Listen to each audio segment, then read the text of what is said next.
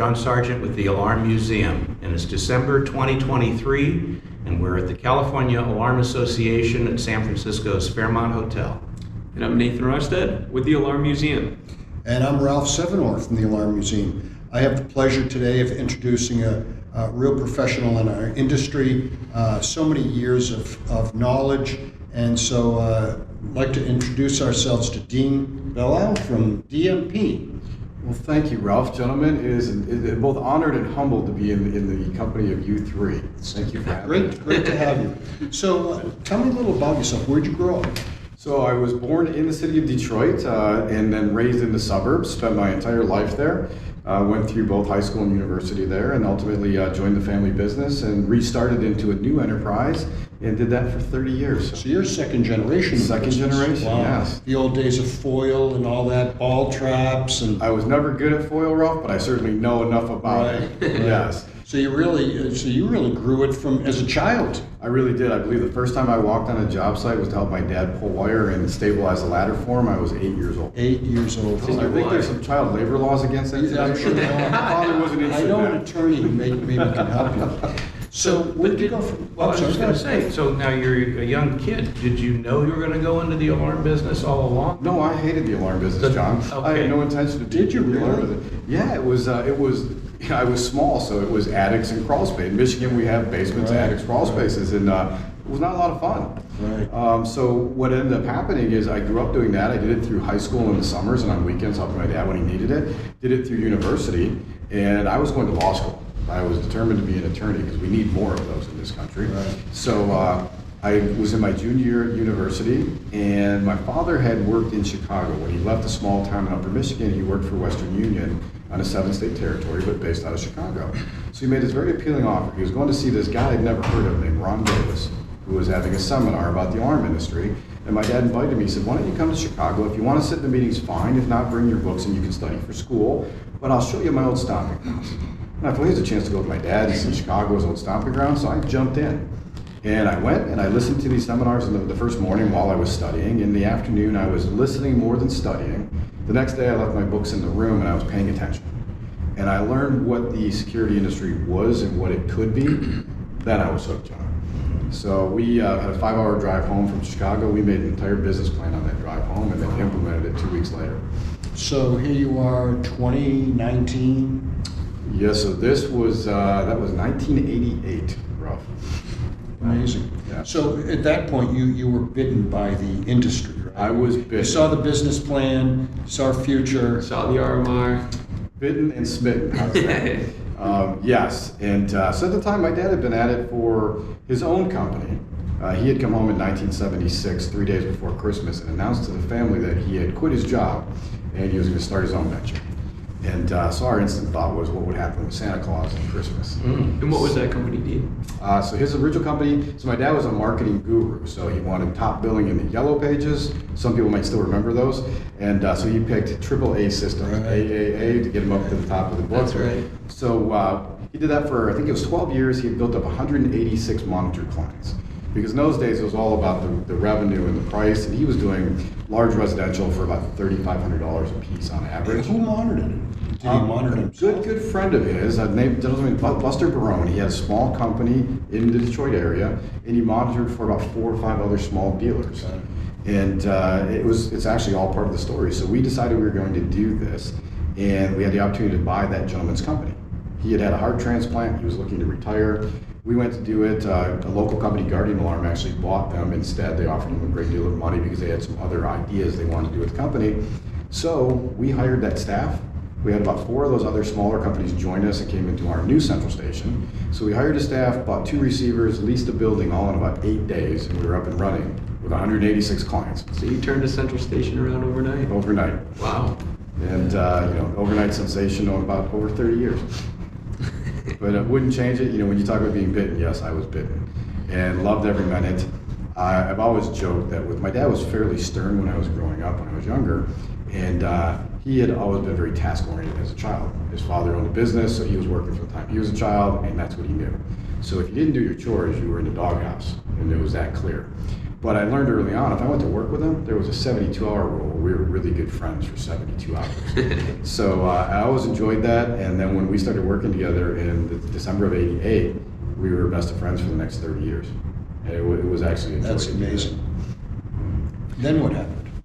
As far as with the business? Well, what was your first at that time? So now you're in the business. So what did you specialize in? Or? Well, I had no specialty, John. When I wasn't helping my dad, I had a few jobs. I sold newspapers when I was probably 11, 12 years old. I actually sold men's clothes when I was 16 at the local mall at a men's store. So I had done some sales. I liked people. I was pretty good at that part. When we opened the company and we rebranded with our new company name was Act Now Alarm, like act now before it's too late. So a little more marketing punch and trying to deliver the message that this is security and life safety. You can't wait around to make these decisions. You have to act now. So in that spirit, I act now. We needed clients. We had determined that we needed 1,500 clients just to keep the lights on in the central station. And everything we had was residential, so nobody knew who we were. So I knocked on all the doors of the businesses and I walked in and asked them if they needed a good security company. And a lot of them said no, but a couple said yes. And then they would ask me questions that I had no answer for. So I'd run back to the office and grab my dad or one of our technicians, get the answer, and I'd return with it. And pretty soon I was selling. It never stopped. I sold every day for the 30 years we had the company. I'll be darned. And did you did some residential too, or were you mostly looking for business? Personally, I targeted commercial. I did plenty of residential as well, but I targeted commercial to give us an awareness in the community. So if somebody said, well, I've never heard of Act Now, I could say, well, your business neighbor right down the street uses us, or the county buildings use us. And that gave us an awful lot of credibility. But our account base, I'd say we were 40% residential, 60% commercial. Did you get involved in associations at all, or training on manufacturers? Extremely active, Ralph.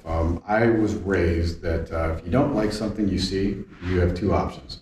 You can be quiet and accept it, or you can raise your hand and be part of the solution. Right. And I always look to improve things, so I tend to raise my hand a lot. So I joined the Alarm Association. I joined the board of directors in Michigan my first year in the industry. Still sit on that board today, now, 34 years later. I was president for a short 10-year stint, had a year off, did another short 10-year stint as president. Always been on the false alarm committee, law enforcement liaison. And as far as the manufacturers go, I was active with NAPCO in the early days with their signature program, DSC with their partner program, Honeywell with their first alert program, sat on their marketing advisory committees. We always did beta testing. So I've always taken a very, very active interest in our industry. What was your competition like back there in the beginning? We were so good, John, we didn't have any competition. I would love to say that with a straight face, but I cannot.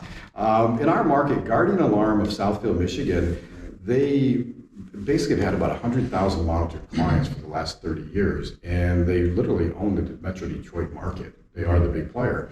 But like any of us, they have an attrition. So a company that large, they're shedding 7, 8, 10,000 clients a year. So there were a lot of takeovers and conversions we could do with those clients that weren't happy with the bigger company, and we were able to forge our own.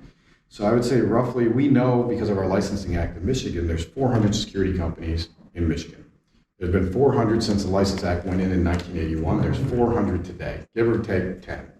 So it's a very stable market as far as the size of your competition, but it does change. Yeah. In Metro Detroit, we had about 200 of those companies in and around Metro Detroit. So you rarely competed with the same company on a daily basis. And the original part, when you first got into the Alarm Association, how many people were involved in that? Was it just a small group? In the association? Yeah. Yes, remember I told you that I always see room for improvement? My first meeting, most of us are from Metro Detroit. We had a meeting 4 hours north in a small resort town. And it was a very nice town, but we had 24 people there, and 12 of them were vendors. So it was not a great, and I think the other 10 of the other 12 were the board members. And I felt that we could do better. So I raised my hand and offered to help out. And the gentlemen there, these were the legends in the Michigan industry. And there was very much I'm sure you guys have heard it before, but very much the illusion that it was the old boys network. And they just had fun and it was all about them. And it couldn't have been further from the truth. And here's this young kid who has these ideas, and these gentlemen were extraordinarily kind and supportive. They basically said, if you think you can do it, let's go. So the next year, we went from 24 in attendance. We moved it to Detroit. We did a much bigger product show. we had 225 people show up. Wow. That's awesome. It's a pretty good improvement year over year.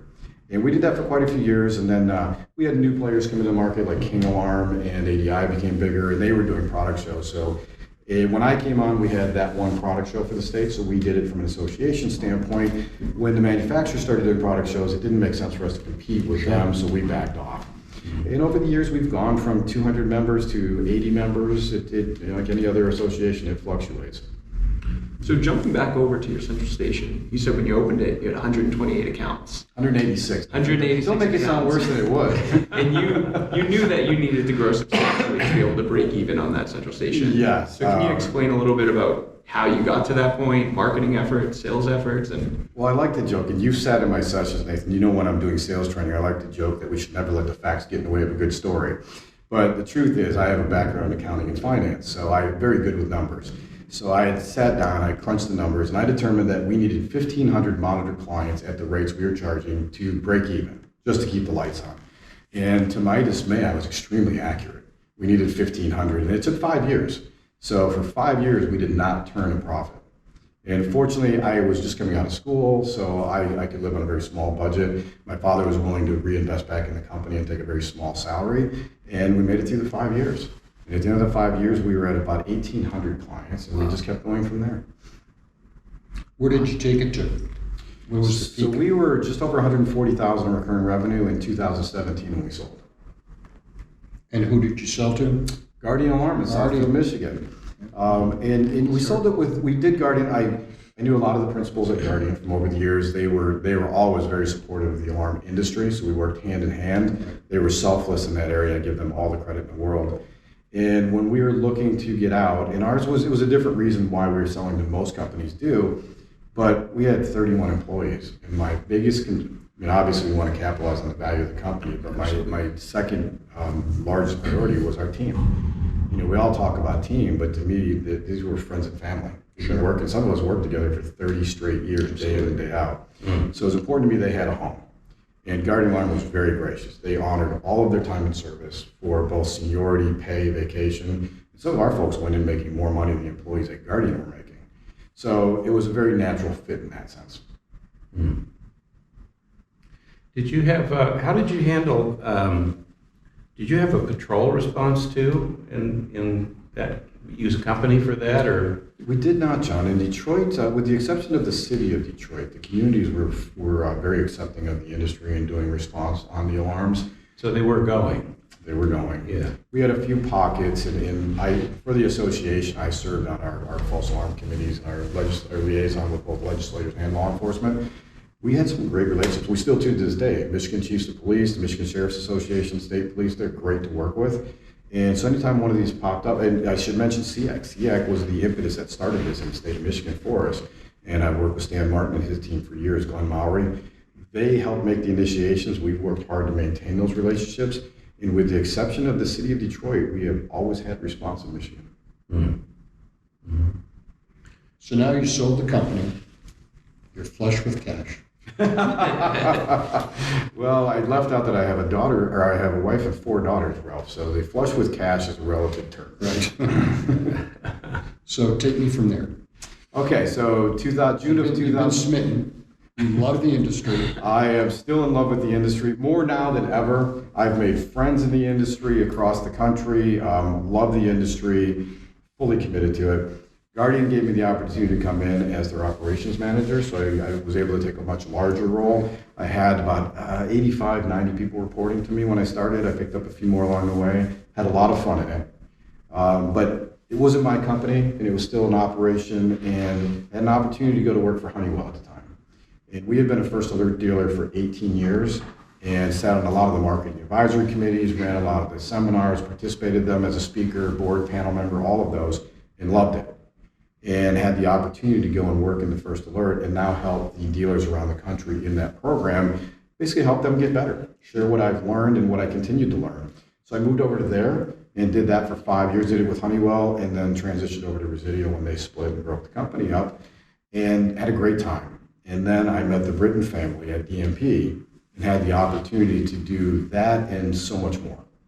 And it's unrestricted. They have faith and confidence in me that I'll take care of our dealers in the best way I possibly can, and they allow me free reign in that area. So it's now an absolute joy to do what I do every day. It's amazing. It still retains as a family company. I'm sure it will continue. And I think they really have a belief in the industry and are caring for their customers on the mission. I think that is an absolute truthful statement, Ralph. If you look at the 7 values that this company has run on, it tells you everything you need to know about them as a family and as a company. And Rick is quoted as saying that if you ever have a question that you're not quite sure how you should respond to, look at the values of our company and you'll have your answer. And it is extremely true. It makes guidance very simple. Seems like it was a perfect fit for you. You know, I think perfect fit, Nathan, is exactly it. It's a perfect fit. I've been there for a year and a half, which is not a long time, especially considering that I've been other places for 30. Yeah. I feel like part of the family and that I've been there for decades. That's great. And the trust and the faith they put in me is it's outstanding. So coming to today, you're pretty happy. I'm very happy. And you're having a good time with what you're doing. I know here, California Association and others, you know, you've now heard things about where the industry is going and what threats there are and things. Where do you see us, headed? Any particular threats that you really perceive, is not going to be good in Michigan or dealers as well as even manufacturers too? And the flip opportunities, if we can add to that too. Right. So I like to parse words, John. So Yeah. I'll throw out the word threat and replace it with challenge. How's that? All right. And then Ralph's opportunities, yeah. So, I think, so I've been doing this now for going close to 5 decades now. And there's been a lot of opportunities and a lot of challenges and some outright threats over the years. So I think to answer your question, John, from the challenge standpoint, we've residentially, we've got internet companies and different mass marketing things we haven't seen before that are new to us. The consumer is changing generationally as well as how we go to market and can go to market. So I think the challenge is how do we keep up with the generational changes and the technological changes as to what they might want or desire. So an example of that is we all come from a generation where we would do in-home sales. We would go and sit with them for an hour, hour and a half and have a conversation and educate and learn and design a system custom built for their needs and concerns. And it still happens to this day in 2023, but there's others that prefer to go online and just basically take like a Happy Meal menu and pick, I want 3 of these, 2 of these, 1 of these, and send it to me in the mail and I'll figure out how to put it in. Yeah. So that is a challenge that will, and we see it in the residential market. It has changed a bit. It's hard to quantify what that looks like because they're in a different realm than we are. Commercially, we're still very traditional where they still want us out there to help out. And I see as far as opportunities, I'll quote Rick Britton from DMP. What he is now famous for saying is that we've always known that the camera would take the place of the motion detector someday. But it's 2023 and we are there now. We have it. That technology, that hurdle has been overcome. So what that looks like in the future is we still have a bit of a pricing issue where it may not be great every day for every application, but I think we're going to get very close in the next year and a half, both on pricing and the technology being implemented, that we add video to every system. And not video just to look in and see what happened, but video that actually determines if it was an alarm condition or not. So elimination of contacts or motions, for example, you see that. Certainly a possibility, Rob. I think we're probably 5 to 7 years away from that happening. And a lot of us, especially the old school, we still like to have multiple layers of protection. And I certainly follow that camp. So I don't want to get rid of perimeter. Door contacts, window contacts, I still believe they will serve a purpose for a long time. But the industry being what it is, they probably will fall off on the average system and be replaced by simply a camera. But at that point, the sky's the limit, because right now we're talking about the camera replacing a motion detector and possibly those door and window contacts. The next step is what happens when the camera can recognize us, who belongs in the home and who belongs in the business. So when we go out and set those up, we take shots of each of our faces and probably even our gait, how we walk and how we move ourselves. And now the system can actually determine if we belong in that residence or in that business, or if we don't, if we're a threat. So that really changes it. So now, one of the big problems we have as an industry is just user error. Most of our false alarms are caused by the end user just because they make a simple mistake. This would virtually eliminate those mistakes. If you belong in the home or the business, you just walk around freely, everything's great. And if someone else enters, it triggers some type of a notification or an alarm. So in effect, AI at its finest. Exactly. Right. And I think we're all still trying to figure out what AI is, at least in December of 2023. And I'm sure by this time next year we'll have a better understanding, and a year from now we'll have a much better understanding. But at this point, I think it's still somewhat of a buzzword, but it's definitely going to be an everyday part of our industry. I was just thinking, as you were describing that, if you think about it, you don't even need an arming station, because if it can identify me and it knows I'm there, it's disarmed. When I leave, it can arm. When I come back, it can disarm. Well, take it to the next level, Ralph. What if it never disarms?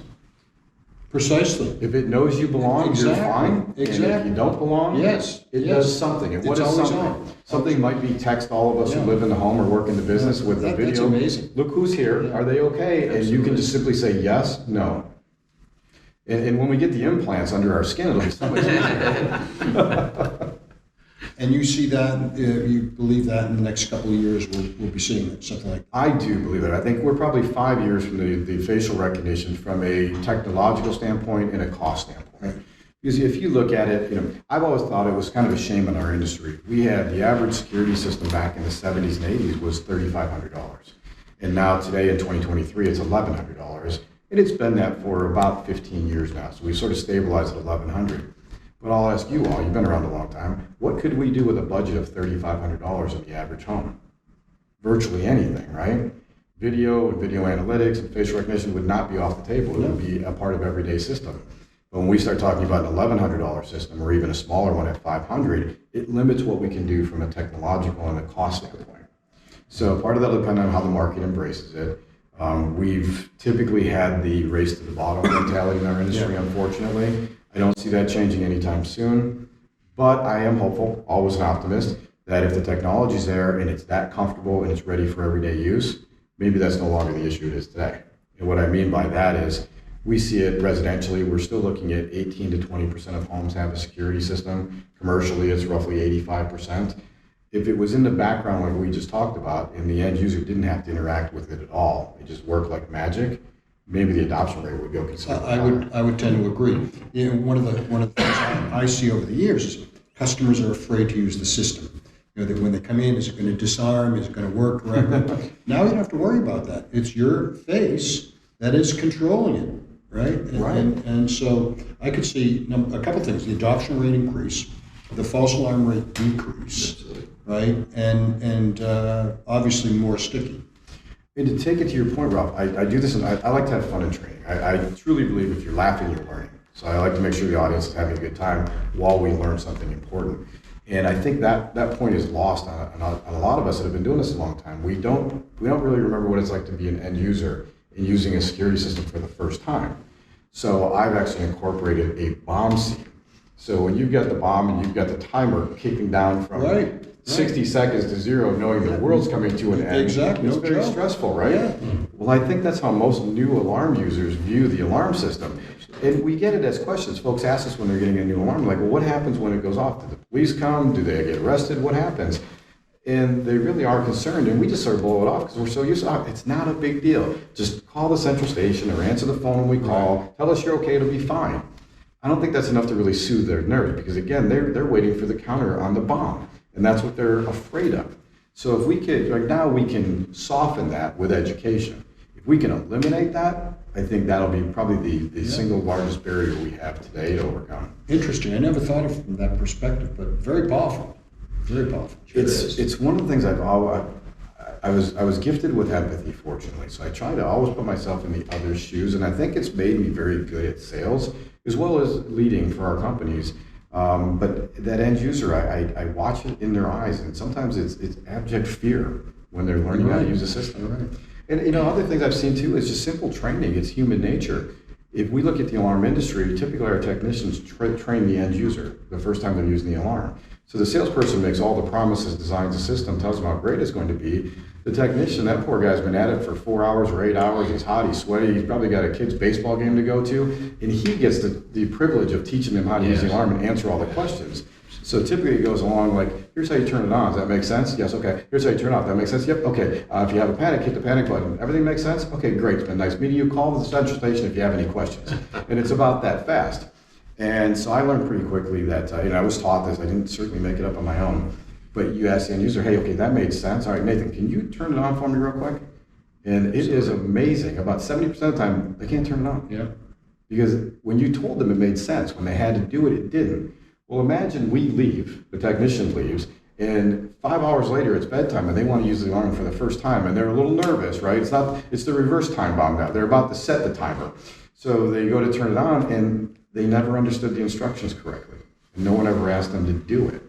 And this is an all day, everyday thing. Now it's a first impression, the new alarm system. Yeah, not a great first impression. Not a great one. There was a study by one of the large companies, probably goes back 20 years now, and they were looking to reduce attrition. And they discovered that the number one cause of attrition is if the new alarm user just bought a system. If they didn't use it for 2 weeks, they would probably never use it. That was powerful. I believe it. So they learned that they could cut their attrition by, I think it was 4-fold, by just ensuring that the end user knew how to use the alarm in the first 2 weeks and following up to make sure they did use it. Right. And I believe DMP has the option of sending you signals of non-activity. We're perfect on that one, Ralph, so we do everything right. DMP has got some very innovative technology. For an example like that, one of them, the end user's always afraid of tripping that alarm when they're coming in. And what we've got, it's optional. The dealer can choose to use it or not use it, but I'll tell you, anytime that we've addressed it with a dealer, they adopt it immediately on the spot. And I rarely ever see companies change policy that quickly. It's immediate. But what happens is you trip the alarm, and instinct is to put the code in and turn it off. And with most of the systems we've used over our careers, when you do that, you disarm the alarm and there's no help on the way. DMP has come up with this innovative approach. When you put the code in, it prompts on screen and it asks you as a user, is this a false alarm, yes or no? So if you say yes, it clears the alarm and you're done.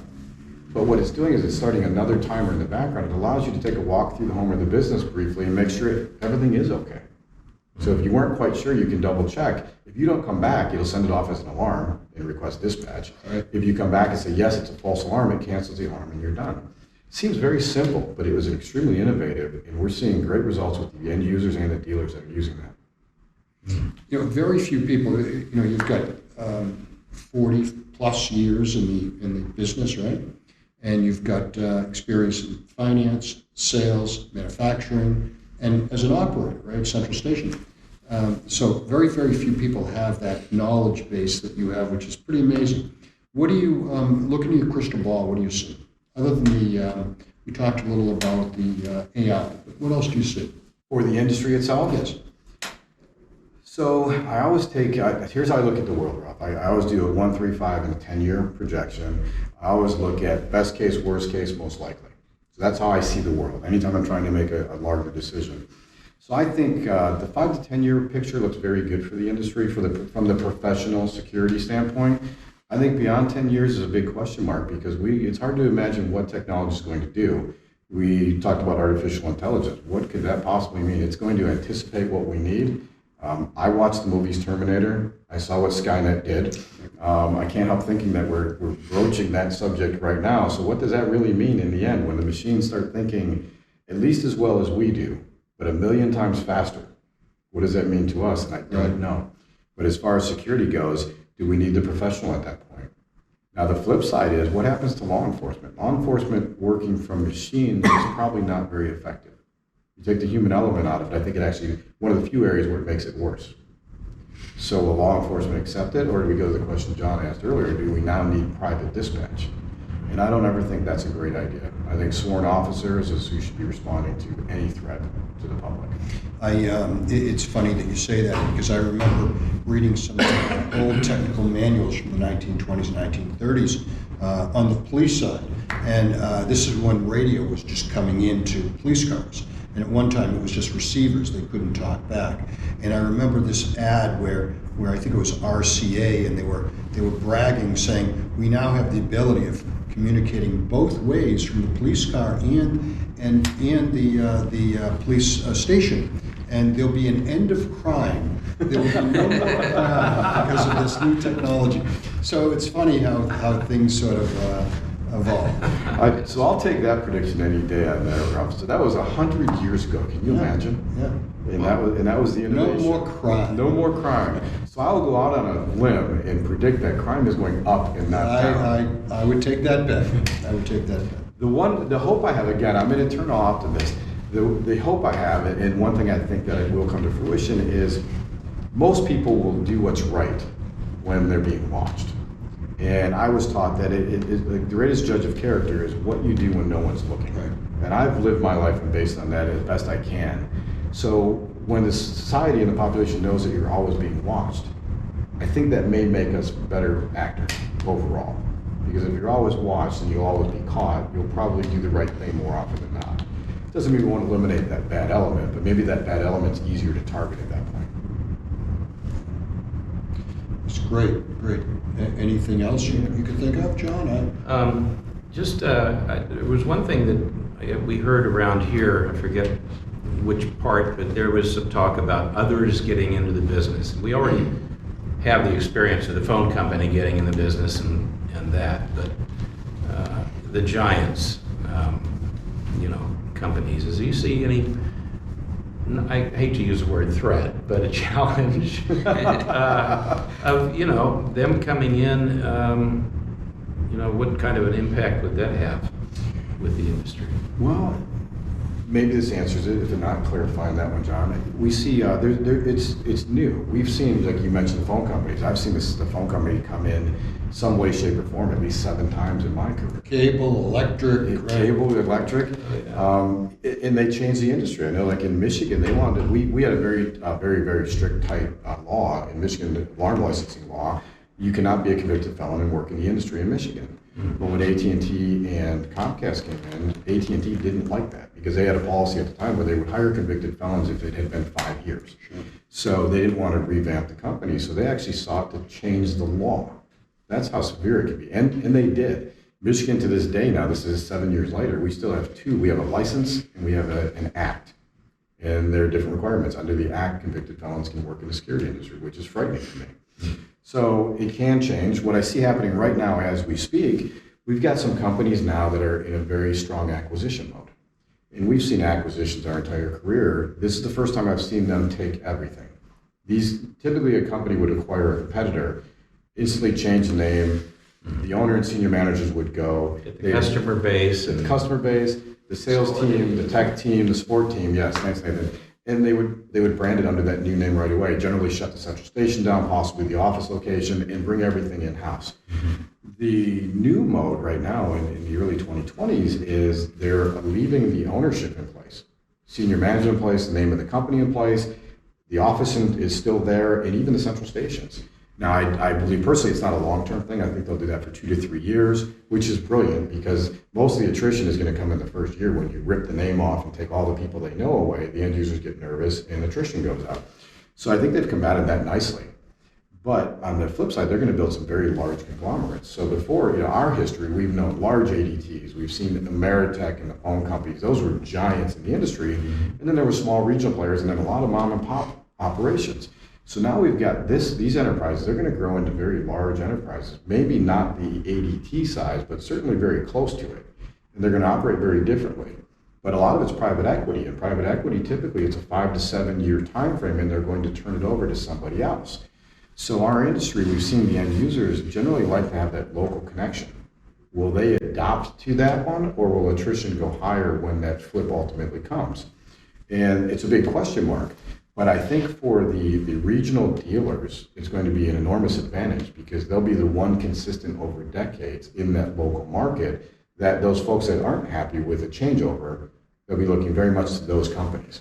Right. So I see there's a whole lot of friends of ours that we've seen that have sold out in the last year or two, and I think it's great for them. It was the timing that was right. I also see the folks that are staying in the industry that there's probably a golden opportunity staring them in the next year to 3 years. For them to acquire, or for them to acquire accounts from those other companies? I think, let's not use acquire because they're going to have to buy them. I think it'll just be strictly those folks will be looking for a new provider and they're going to come right in. Not getting the level of service that they want. Exactly. Other than the most obvious, which is the RMR, what do you think, what's the honey for these venture capital companies going after all these alarm companies? You know, this is where I think time and service helps. I remember watching Wayne Huizenga, and he looked at it in those days. This would be pre-1980s. You had every community and city had garbage haulers. They would pick up your trash every week from the curb, and it was either the county or a local company that did this. So if you want to talk mom and pop, the entire country were mom and pop. And Wayne Huizenga came in and he saw this potential, and he bought up every one of these mom and pop trash companies and turned it into Waste Management, an international conglomerate to pick up trash. So he turned something into nothing by doing that. And I think that's really what we're seeing now. You're seeing these folks, the private equity, they're seeing this mom and pop industry that they can roll up. Now the difference that I see in that one is my trash gets picked up every Monday morning, and I really don't care who picks it up. As long as it's gone Monday night, I just have to drag the can back up to the curb. It's very much a commodity. Our industry as it is today is nowhere near commoditized. We know that security systems can do 1,000 different oddities, malfunctions along the day, and you need someone who's experienced and gifted to fix that and to support it and to respond to it. So I've always seen, the closer you are to the front lines, the more responsive you can be. So with the private equity, in the current state, they're doing a great job, and they're doing a fantastic job. But as it becomes a financial instrument, a tool, and it's hard to say what that looks like, but let's say potentially they're going to sell to pension funds. Well, at that point, the larger they are, the more value they have. So they become very large companies in their pension fund. Where's the heart and soul of that operation, would be my question. Where I know companies like yours, companies like mine, the heart and soul is you live and breathe this. Right. You work 50, 60 hours a week. You do it 365 days a year, 24 hours a day, 7 days a week, day in and day out for decades. To them, it's strictly mathematics. Exactly. And Ralph and I were talking the other night, and I've always viewed this industry, for those of us that have made a career out of it and stay, which is obviously the four of us and many other friends of ours, we see it as a higher calling. You can get a job in any industry and do anything. Certainly in my role as a salesperson, as a sales leader, I go to any industry and take this same skill set there. But I've chosen not to. When you ask me if I was hooked on this industry, yes, Ralph, I am. I love the fact that what I do leads to making people's lives safer. And it's that simple. And I think that's something that's lost on our everyday. We get so busy taking care of thousands of clients that we do the job. We design new systems, we sell them, we install them, we service them, we take care of their billing questions. We do that day in and day out. But that's really not what we do. What we really do is protect property and save lives. And it's that simple. And I like to do that in my training on a daily basis, is just to remind the teams that, hey, you realize everyone in this room has saved a life. Now, do you guys stop about that every morning and think about that? Every night, I think. Do you? Absolutely, I do. And you are unique, Ralph, because I think so many of us just get caught up in the rat race and we don't think about it. Yeah. But that's what we do. And that is, it's a very high responsibility, but it's incredibly rewarding. So we've got combined hundreds of years, well with John here, thousands of years, and in protecting lives and making people safer. Right. It's a very noble cause. Now, certainly we do it to put food on the table and feed our families and have nice lifestyles, but incredibly rewarding to know that we protect people. And I think that's why folks stay in this industry.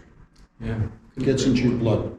Yeah. It really does. Well, we've come a long way in a short time. Is there anything we haven't covered that you'd like to talk about? Or? Well, that's an open-ended question. Yeah, I know it is. Learned a lot. Offer This is that great. to everyone. This has been fantastic to learn about. Well, I guess a message for those of you that have been in the industry for a long, long time, thank you for your service and your dedication. I know what it takes to do it, and it's very admirable. For those of you that may be starting off in the industry, you have two choices. You can get out now, or you'll be here forever. Hopefully, you'll stay forever. It is a very rewarding career, and I think there's nothing but upside for this industry. It will change. It will adjust. We will adjust with it, and it'll be an incredible future for us all. And with your permission, we'll put your email address if anyone wants to reach you. In that light, what Ralph just mentioned, please do reach out anytime. I have been gifted. I have had mentors over the years in this industry that have been very kind to me. I try to return that favor and help out in every way possible. I do not claim to know everything. I've been around for a while. I've seen a lot. One of the joys of the role I have now is I visit dealers every day. And I'll see 4 to 6 dealers in a week, which means I see 50 to 100 people every week. I learn something new every day. Yep. As do I. I don't share secrets, but I can share ideas and concepts with that dealer's permission. And I get better every day because I know more every day. And I consider that an honor and a responsibility. So I'm happy to help in every way I can. I tell our team all the time, I don't have all the answers, but I know the people that do have the answers. So it's a great industry. So thanks for everything that you do. Well, and I would thank you gentlemen as well. I mean, Yeah, you Dean, it's a pleasure. legends Really in the industry. appreciate you taking And the I said time. earlier, Great it to is hear an your honor. story. and I'm Thanks humbled to again. be Great here. story.